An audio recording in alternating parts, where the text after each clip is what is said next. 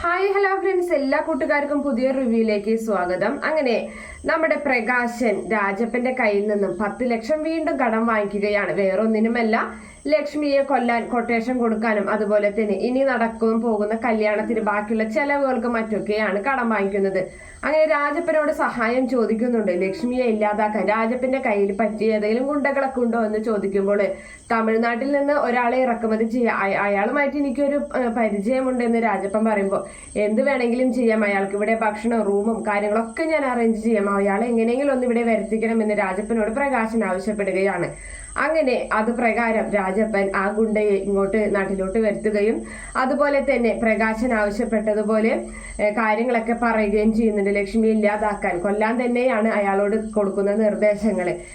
അതുപോലെ തന്നെ വലിയ ഹോട്ടലും ഭക്ഷണ സാധനങ്ങളൊക്കെ തന്നെ പ്രകാശന്റെ ലക്ഷങ്ങൾ മുടക്കി അയാൾക്കൊക്കെ ചെയ്തു കൊടുക്കുകയും ചെയ്യുന്നുണ്ട്. പക്ഷേ ഇതെല്ലാം തന്നെ നമ്മുടെ കാർത്തിക മണത്തറിയുന്നുണ്ട്. കാർത്തികയും അതുപോലെ കിരണും അവരെല്ലാവരും ഈ സത്യങ്ങളൊക്കെ മനസ്സിലാക്കിയിട്ടുള്ളത് കൊണ്ട് തന്നെ ലക്ഷ്മിയെ ഒന്നും തന്നെ ചെയ്യാൻ ആർക്കും സാധിക്കുന്നില്ല. പകരം നടക്കുന്നത് നമ്മുടെ പ്രകാശിനെയും വിക്രത്തിനെയും തല്ലിച്ചതയ്ക്കുകയാണ്. അതുപോലെ തന്നെ ആ ഗുണ്ടയ്ക്കാണ് ആദ്യം കൊടുക്കുന്നത്, നല്ല ഇടി തന്നെ കൊടുക്കുന്നുണ്ട്.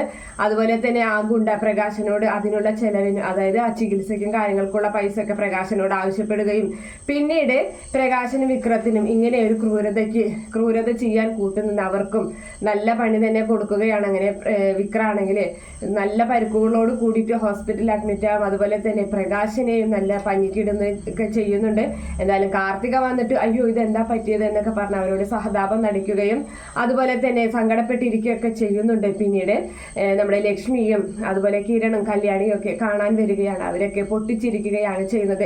എന്തായാലും ലക്ഷ്മി അമ്മയെ ഇല്ലാതാക്കാൻ നോക്കിയതല്ല, അതുകൊണ്ട് നിങ്ങൾക്ക് ഇതല്ല ഇതിനപ്പുറവും ലക്ഷ്മി അമ്മയ്ക്ക് അറിഞ്ഞൂടെ, നിങ്ങളെക്കാളും സ്വാധീനവും അതുപോലെ തന്നെ പണവുമുണ്ട്, അതുകൊണ്ട് നിങ്ങൾക്ക് ലക്ഷ്മി അമ്മയെ ഒന്നും ചെയ്യാൻ കഴിയില്ല എന്ന് കിരൺ അവരുടെ മുഖത്ത് നോക്കി പറയുകയാണ്. എന്തായാലും അടുത്ത കോടതി കൂടുതൽ ഇതും കൂടി ഞങ്ങൾ പറഞ്ഞിരിക്കും, അത് ഉറപ്പാണ്, അതുകൊണ്ട് നിനക്ക് നല്ല ശിക്ഷ തന്നെ വാങ്ങിയിരിക്കുമെന്ന് ലക്ഷ്മിയും പറയുന്നുണ്ട്.